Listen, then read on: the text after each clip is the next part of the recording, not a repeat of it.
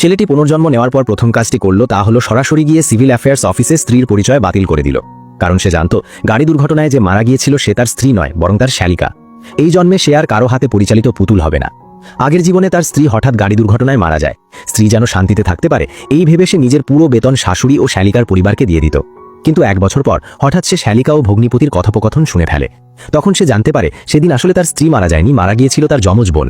স্ত্রী ভগ্নিপতির সঙ্গে থাকতে চেয়ে পুরো ঘটনা সাজিয়েছিল, এক ধরনের বদলি কোণে নাটক। রাগে ফেটে পড়ে সে স্ত্রীকে জিজ্ঞেস করেছিল কেন সে এমনটা করল, কিন্তু গোপনীয়তা রক্ষা করতে স্ত্রী ও ভগ্নিপতি মিলে তাকে মানসিক হাসপাতালে পাঠিয়ে দেয়।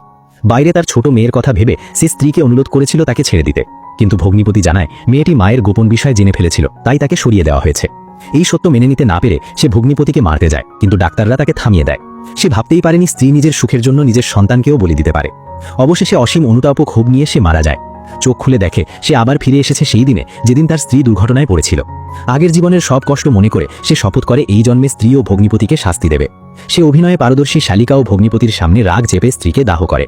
যেহেতু স্ত্রী ভগ্নিপতির সঙ্গে থাকতে চেয়েছিল, এই জন্মে সে তাকে চিরদিনের জন্য শ্যালিকা বানিয়ে রাখবে। তারপর সে সরাসরি সিভিল অফিসে গিয়ে স্ত্রীর সব পরিচয়পত্র বাতিল করে দেয়। এখন থেকে পৃথিবীতে তার কোনো অস্তিত্ব থাকবে না। সে স্ত্রীর জন্য এক জাঁকজমকপূর্ণ শেষকৃত্যের আয়োজন করে। স্ত্রীর বস 30 লক্ষ টাকা সমবেদনা অনুদান পাঠান। শ্যালিকা ও ভগ্নিপতির চোখ লোভে চকচক করে ওঠে। তারা ভাবে সে নিশ্চয়ই স্ত্রীর দারিদ্র্য নেবে। শ্যালিকা বলে বোন জীবিত থাকাকালে মা ও ভগ্নিপতির ব্যাপারে সবচেয়ে চিন্তিত ছিল, তাই 30 লক্ষ টাকা তাদের হাতে তুলে দিতে হবে। কিন্তু সে পুরো টাকাই একটি আশার বিদ্যালয়ে দান করে দেয়। শাশুড়ি রেগে গিয়ে প্রশ্ন তুলে মেয়ের ক্ষতিপূরণের টাকা দান করার অধিকার তার কিভাবে হলো। সে শান্তভাবে জানায় স্ত্রী জীবিত থাকাকালে সমাজসেবায় আগ্রহী ছিল, সে শুধু তার ইচ্ছা পূরণ করেছে। অতিথিরা তার প্রশংসা করতে থাকে। টাকা হাতছাড়া হওয়ায় শাশুড়ি কান্নাকাটি শুরু করে, বলে পরিবারের সবাই অসুস্থ, ভগ্নিপতির নিয়মিত ওষুধ লাগে। এরপর শ্যালিকা দাবি তোলে স্ত্রীর বিনিয়োগ করা 20 লক্ষ টাকাও ফেরত দিতে হবে। কিন্তু সে জানায় সব বিনিয়োগ আগেই ক্ষতিতে শেষ হয়েছে। প্রমাণ হিসেবে সে স্ত্রীর সব সম্পত্তির কাগজ বের করে সবার সামনে পুড়িয়ে দেয়। শাশুড়ি বাধা দিতে চাইলেও দেরি হয়ে যায়। ভগ্নিপতি নিশ্চিন্ত ছিল, ভাবছিল কাগজ হারালেও ডুপ্লিকেট তোলা যাবে।